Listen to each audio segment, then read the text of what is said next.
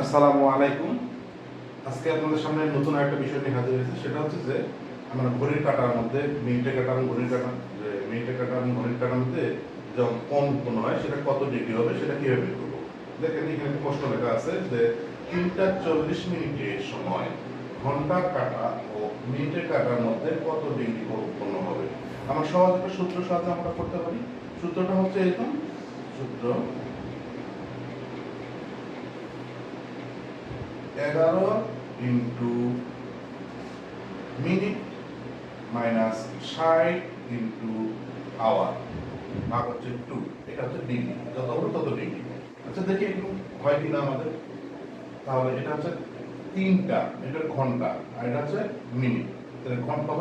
11 into 11 গুণন minute, minute মানে কত? 40 মাইনাস ঘন্টা কত আছে? 60 ইন্টু ঘন্টার কাটা হচ্ছে আমাদের 3 ভাগ হচ্ছে আমাদের 2 সমান সমান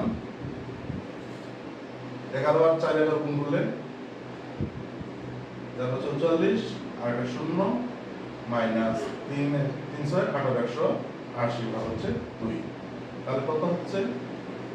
0, 14 থেকে 8 বাদ দিলে 6,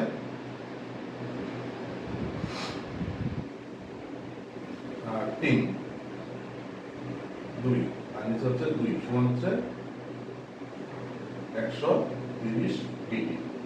তাহলে এবার আপনারা করবেন 5টা 20 মিনিটের সময় মিনিটের কাঁটা ও ঘন্টার কাঁটা কত ডিগ্রি কোণ করবে, এটা কমেন্ট করবেন।